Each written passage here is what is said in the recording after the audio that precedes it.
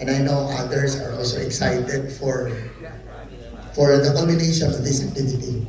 I would like to thank the host, the MC, for putting in context about the challenges that the countries are confronted. My presentation is really anchored on how did we do it and how did we survive. Because even before, even yesterday, we've been hearing about technological advancement, that we have to be a technology savvy. But the question is, if the desire is in the heart, but the gadgets are not available, the access to connection is not there, then how else can the school survive? And reality says that even in my country, there's a lot of schools that do not have access to internet connection. There might be internet connection, but the families do not have gadgets. Or worst scenario, there are even areas in my region that do not have electricity. We are very sad that to the count, we have 42 schools that are still not energized. They do not have electricity, and we talk about technological advancement. I was very happy for the presenter of Indonesia yesterday who answered that we have heterogeneous problems and we also address it heterogeneously because it has to be in the context of where we are. So I'd like to bring to you the presentation which does not cover the entire country, Philippines, but I'll just go into the area where I am assigned. Next slide, please. I'd like to share to you how do we cope with digital divide, particularly in Northern Mindanao. Next slide. If you look at the map, Northern Mindanao is the topmost south, and it's really far. It's a 2-hour flight from Metro Manila, and it is one of the disadvantaged regions in terms of advancement. No? So let's try to see how are these people in the area work when they were hit by the pandemic, and how did they survive, and how will they further their lives in the challenges of education, which were battered by the pandemic. Next slide, please. I'll put you in a context where Region 10 or Northern Mindanao has 48,988 employees with 1.3 million learners. That's huge. No?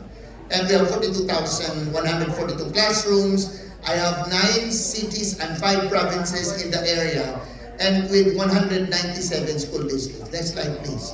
Just to continue giving the picture of the region where I am assigned, in terms of schools and teachers, we have 3,105 schools only in my region. But the country has 17 regions, and I just occupied one of the 17 regions. We call it Northern Mindanao Region 10. And a total of 3,105 schools, both public and private sectors, in the last 2 school years. And it has increased to 3,117, or positive variance of 0.39%. And let's go to the number of employees. We have 43,509 teachers. But this is just a small fraction compared to the total number of teachers in the country, because we are already more than 1 million employees of the Department of Education. And 48,988 of them come from my region. And let's go to the curricular offerings. We have these schools, disaggregated according to, let's go back to the previous slide.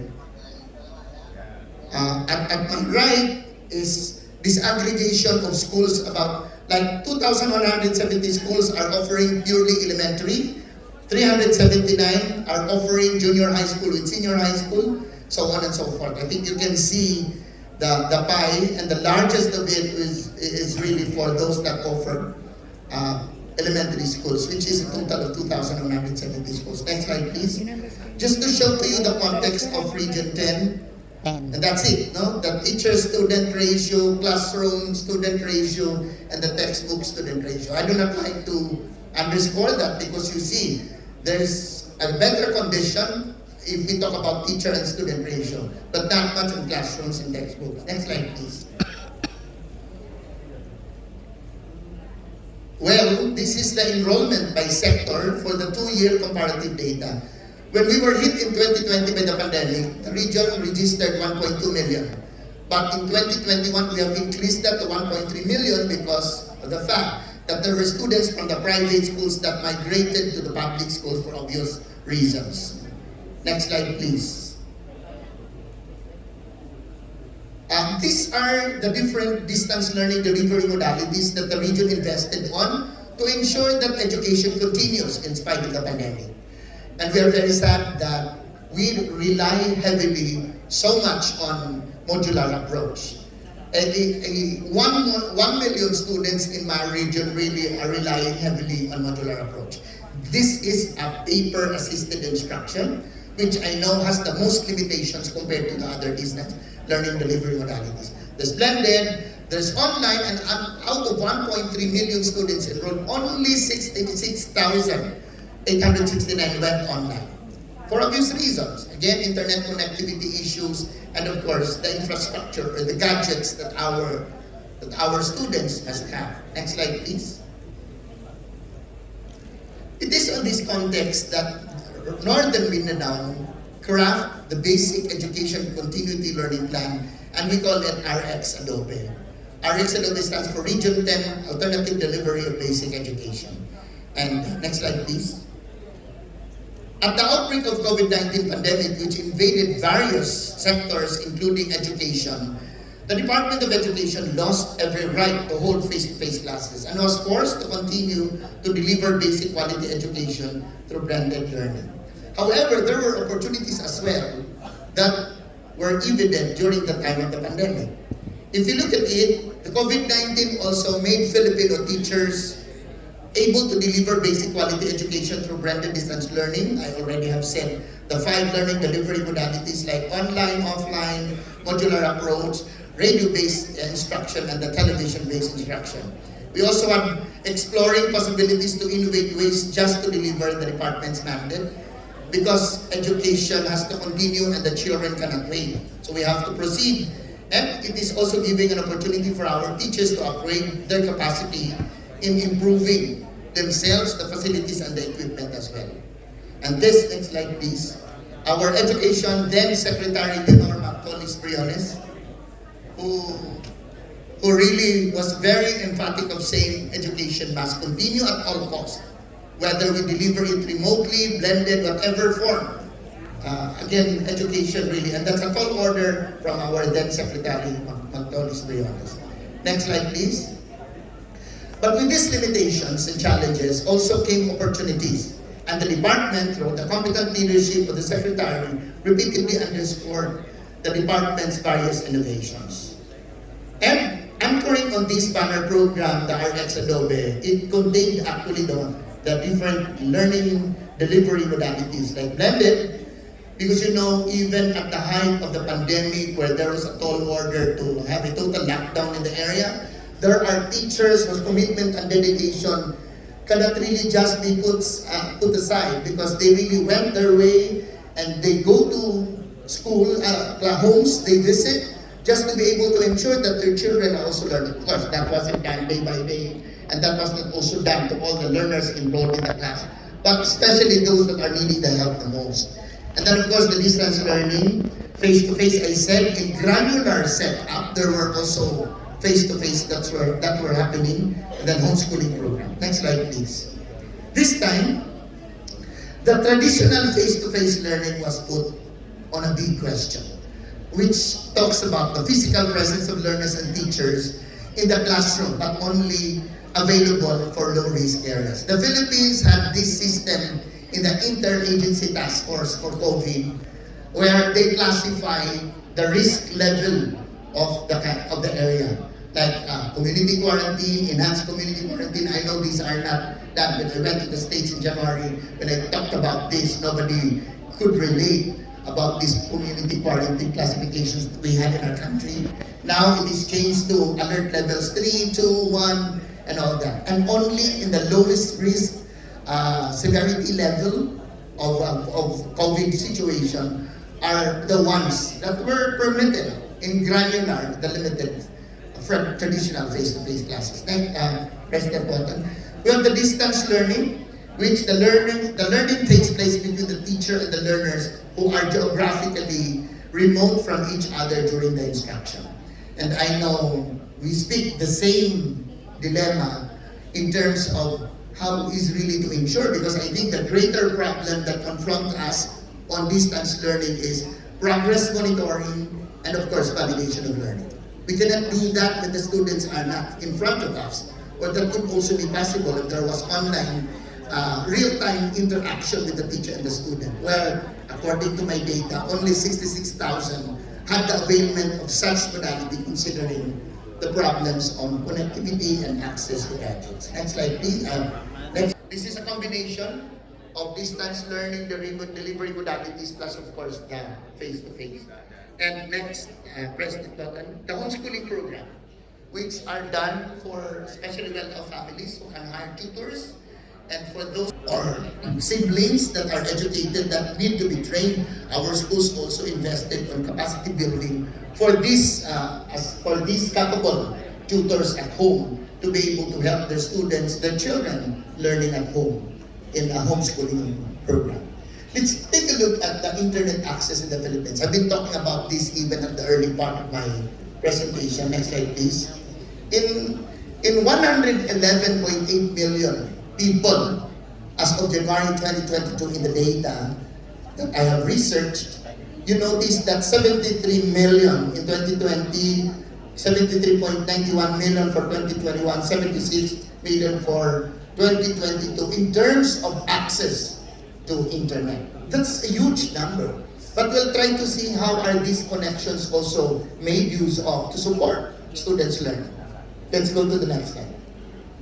If you look at the pie graph, you see that the lion's share is the Facebook users. And I think all of us are also in, well, 30% of the Filipinos really are hooked to Facebook users. And then Twitter users, 4%, the smallest in fraction. But Twitter users are also, of course, Facebook users.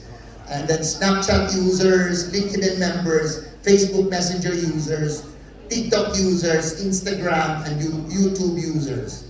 And with the corresponding percentages as far as the Filipino population is concerned. But again, it does not only mean that when you are at Facebook, you're only engaging into it. It could be multiple in terms of social media access. Next slide, please. But the perceived challenges in online distance learning, where everybody dreams that this could be the best so far, the best distance learning delivery modality to substitute the face-to-face because of real time. Number one is the adequacy of the online equipment. I do not have to stress that more because I think we understand that pretty well. Number two, affordability of the online equipment. Yesterday in the presentation, we were taught about the importance of this. But for families, especially in my area, that are struggling, and the priority is putting table on the food on the table, I think that Sagot is ka pa the natin least, ganun dyan sa the shopping list of hanapin mo concerns dyan sa that they will bag na prioritize. blue, may pitaka So the mo dyan na affordability isa. of that online equipment is a big issue. The Department of Education shares its resources, but with 29 million students enrolled in the country, I think the capability of the government Dyan, to may, provide may pitaka that ako access dyan. is really far Pero from hindi ko alam kung dala ko ba. bits and pieces, yes, but not the total population. Next slide, please, President Totan. Okay, just stay there. And then the access to internet connection, stability of the internet connection. There are areas which are connected to internet but again fluctuating, and the stability on the connection is really a big issue. Matter of fact, we were even complaining to some areas in the hotel that we didn't really get that full access, and how much more to remote barangays or remote areas where that is a big problem. Dealing with learners not capable of independent learning. Our teachers were trained in a 4-year baccalaureate degree to teach face-to-face. Nobody was prepared. But when we were hit by the pandemic, I really liked that presentation yesterday, that the pandemic is really a deliberate, or what was it, the term? Expedited change. It really expedited the change that nobody was prepared, but we were able to do. Because that's the only list that we can do, and the best that we can do. So we were not trained, but everybody became a distance learning teacher. So again, The problem is, are our students ready for distant learning? Are they self-managed learners? Especially on the modality I was sharing earlier that our students rely heavily, which is modular approach. Modular approach is a paper-assisted instruction. And there are lessons, especially in Key Stage 1, kindergarten grades 1, 2, and 3, that need audio backup. For example, when you teach phonics, how can that sounds of each letter be produced with only a paper-assisted instruction? And we expect that our parents will be able to assist them. But hey, our parents did not also have that degree, did not also have the expertise in terms of the methodology. And there are parents who are not educated in the areas. There are parents who are capable to teach their children but do not also have the material time because they are working, and putting food on the table is the number one priority. There are those that have the time but have technical problems in terms of how to guide the students in their academic learning. Next slide, physical and digital distractions. That's very evident. Assessment of online distance learning. How do we do that? Yesterday, there were sample models that we can learn from, like the Mentimeter and all that. But again, only those that are internet connected and are using online as a platform to learn. But again, that's also very difficult for modular approach. But how did we do that? We are counting on these challenges. How did we come today and be able to survive for the two most difficult years, relatively? And now we're starting to rise up and start to also do further studies, especially on recovering the learning loss, because that is not debatable. We really have struggled in the past 2 years. In Region 10, for example, and in DepEd, there was a partnership with, next slide please, the DICT, or the newly born agency called Department of Information, Communications and Technology, and of course the National Telecommunications Commission for free access to DepEd Common and to other online platforms. That helped us big, but again, those that are not able to connect themselves virtually or technologically, this is still not the answer to the problem. But you know, one of the takeaways in the COVID challenge is really being able to see people who are just waiting to be tapped and who are more than willing to help, especially across agencies. And why are these agencies concerned with education? Because these people also have sons and daughters who are clients in our schools. And if they do not support, then that will also be to the detriment of their own children who are studying in our schools. Next slide is the allocation of free internet bandwidth to public schools. We're very happy that there was an effort to do this, but it is never enough. Again, the capability of the country. Because while we say education is primordial, we still consider that health and safety is much more primordial concern of the country. So there was huge investment given to the Department of Health that manages the challenge on the health crisis that hit the country and the world. Of course, education, because we believe that health and education cannot be separated from each other. You don't learn that much if your health is in problem. But if you also are healthy, you need to be educated to sustain that and to be ready for future challenges about health. So education really is important. And we believe that if one invests in education, nobody can go wrong.